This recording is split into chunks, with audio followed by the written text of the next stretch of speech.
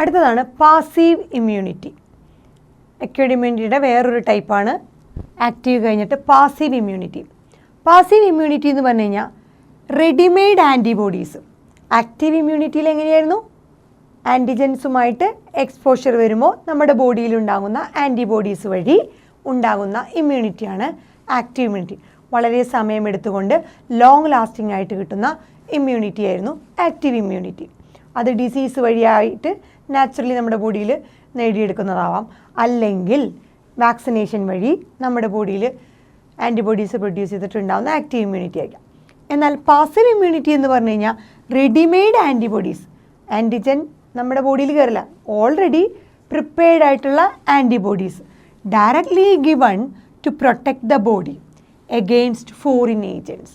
So infectious അല്ലെങ്കിൽ foreign particles അല്ലെങ്കിൽ ഈ ആൻറ്റിജൻ എഗെയിൻസ്റ്റ് ആയിട്ട് നമ്മുടെ ബോഡിയിൽ ഡയറക്റ്റായിട്ട് ആൻറ്റിബോഡീസ് തന്നെ ഇഞ്ചെക്ട് ചെയ്ത് കയറ്റുകയാണെങ്കിൽ അതിനെ അവിടെ നിന്ന് കിട്ടുന്ന ഇമ്മ്യൂണിറ്റിയാണ് പാസീവ് ഇമ്മ്യൂണിറ്റി. സോ എമർജൻസി സിറ്റുവേഷനിൽ നമുക്ക് അങ്ങനെ പെട്ടെന്ന് ക്വിക്ക് റിസൾട്ട് വരണം എന്നുണ്ടെങ്കിൽ പ്രൊവൈഡ് ചെയ്യുന്ന ഇമ്മ്യൂണിറ്റിയാണ് പാസീവ് ഇമ്മ്യൂണിറ്റി.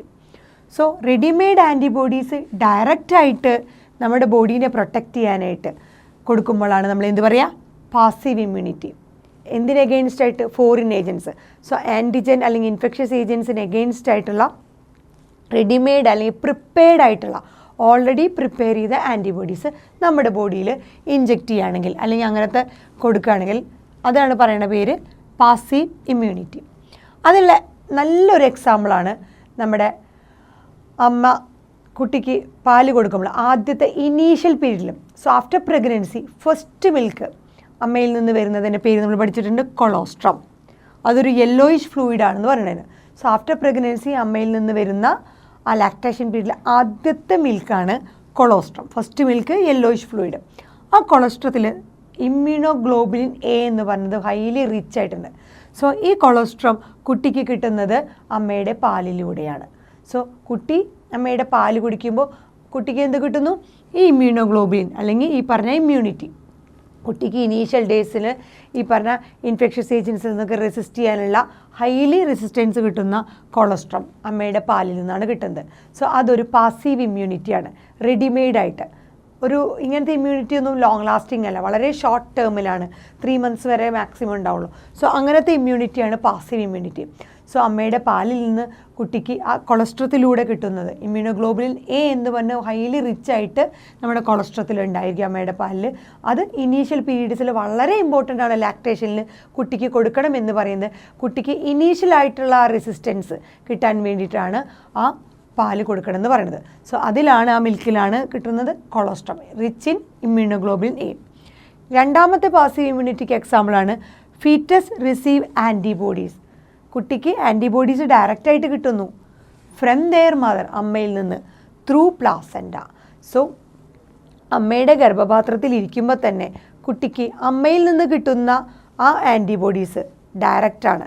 പ്ലാസൻഡയിലൂടെ അമ്മയിൽ നിന്ന് ഡയറക്റ്റായിട്ട് ആൻറ്റിബോഡീസ് കുട്ടീനെ ഇൻഫെക്ഷ്യസ് ആയിട്ടുള്ള ഇതിൽ കണ്ടീഷനിൽ നിന്ന് പ്രൊട്ടക്റ്റ് ചെയ്യാനായിട്ട് കുട്ടിക്ക് കിട്ടുന്ന ഡയറക്റ്റായിട്ട് കിട്ടുന്ന ഇമ്മ്യൂണോഗ്ലോബുലിൻസ് ഉണ്ട്. ആ ഇമ്മ്യൂണോഗ്ലോബുലിനാണ് IgG എന്ന് പറഞ്ഞ ഇമ്മ്യൂണോഗ്ലോബുലിൻ. സോ പ്ലാസൻ്റെ ക്രോസ് ചെയ്യാൻ പറ്റുന്ന ഒരേ ഒരു ഇമ്മ്യൂണോഗ്ലോബുലിനാണ് IgG. സോ ആ പ്ലാസൻ്റയിലൂടെ അമ്മയിൽ നിന്ന് കുട്ടിക്ക് കിട്ടുന്നത് പ്രഗ്നൻസി ടൈമിൽ കിട്ടുന്ന അത് ഫീറ്റസിന് കിട്ടുന്നതും ഒരു ആൻറ്റിബോഡീസ്, അതും ഒരു എന്തിന് എക്സാമ്പിളാണ്? പാസീവ് ഇമ്മ്യൂണിറ്റിക്ക് എക്സാമ്പിളാണ്.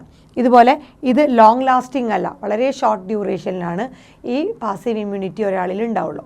സോ ഡയറക്റ്റായിട്ട് പ്രിപ്പയർ ചെയ്ത് വെച്ച ആൻറ്റിബോഡീസ് ഒരു ഹോസ്റ്റിലേക്ക് അല്ലെങ്കിൽ ഒരു ഓർഗാനിസത്തിലേക്ക് കൊടുക്കുമ്പോഴാണ് ആ ഇമ്മ്യൂണിറ്റിയാണ് പാസീവ് ഇമ്മ്യൂണിറ്റി. ആൻറ്റിബോഡീസ് കാരണം എന്തിന് എഗെയിൻസ്റ്റ് ആയിട്ടാണോ ആൻറ്റിബോഡീസ് പ്രൊവൈഡ് ചെയ്ത് കൊടുത്തത് അതുമൂലം ആ ഒരു ഹ്യൂമൻ ബീങ് അല്ലെങ്കിൽ ഓർഗാനിസത്തിന് എന്ത് കിട്ടുന്നു? ഇമ്മ്യൂണിറ്റി കിട്ടുന്നു. അതാണ് പാസീവ് ഇമ്മ്യൂണിറ്റി. ഒരു എക്സാമ്പിൾ കൊളസ്ട്രം, ഇമ്മ്യൂണോഗ്ലോബുലിൻ എ ഉള്ള കൊളസ്ട്രം അമ്മയിൽ നിന്ന് കുട്ടിക്ക് മിൽക്ക് അല്ലെങ്കിൽ ആ ലാക്ടേഷൻ പീരീഡിൽ കിട്ടുന്നത്. രണ്ടാമത്തത് അമ്മയിൽ നിന്ന് കുട്ടിക്ക് കിട്ടുന്ന പ്രഗ്നൻസി ടൈമിൽ പ്ലാസൻ്റ ക്രോസ് ചെയ്തുകൊണ്ട് ഇമ്മ്യൂണോഗ്ലോബുലിൻസ് അല്ലെങ്കിൽ ആൻറ്റിബോഡീസ് കിട്ടുന്നുണ്ട്. അതും ഒരു പാസീവ് ഇമ്മ്യൂണിറ്റിക്ക് എക്സാമ്പിളാണ്. ലോങ് ലാസ്റ്റിംഗ് അല്ല. ഈ ആൻറ്റിബോഡീസൊക്കെ പ്രിപ്പയർ ചെയ്യുന്നത് ഒരു ഔട്ട്സൈഡ് ദ ബോഡിയാണ്. പുറത്ത് ഒരു അനിമലിലോ അല്ലെങ്കിൽ ഒരു വേറൊരു ഹ്യൂമൻ ബോഡിയിലോ ഒക്കെ പരീക്ഷിച്ചിട്ട് ആ ആൻറ്റിജൻ എഗെയിൻസ്റ്റ് ആയിട്ട് പെർട്ടിക്കുലർ ആൻറ്റിബോഡീസ് ക്രിയേറ്റ് ചെയ്തിട്ട് ആ ആൻറ്റിബോഡീസാണ് ഈ ഡയറക്റ്റായിട്ട് ഈ പറഞ്ഞ അല്ലെങ്കിൽ ഹ്യൂമൻ ബീങ്ങിന് കൊടുക്കുന്നുണ്ടാവാം. സോ നമുക്ക് വളരെ എമർജൻസി ആയിട്ടുള്ള സിറ്റുവേഷനിൽ നമുക്ക് ആൻറ്റിജനെ ബോഡിയിലേക്ക് ഇൻട്രൊഡ്യൂസ് ചെയ്ത് അതിന് എഗെയിൻസ്റ്റ് ആയിട്ട് ആൻറ്റിബോഡി പ്രൊഡ്യൂസ് ചെയ്യാൻ ടൈമില്ല, അത്രയും പെട്ടെന്ന് ക്വിക്ക് ആക്ഷൻ വരണം എന്നുണ്ടെങ്കിൽ നമ്മൾ പ്രൊവൈഡ് ചെയ്യുന്ന അങ്ങനത്തെ ഇമ്മ്യൂണിറ്റികളൊക്കെ ഏത് കാറ്റഗറിയിൽ വരും? പാസീവ് ഇമ്മ്യൂണിറ്റിയിൽ.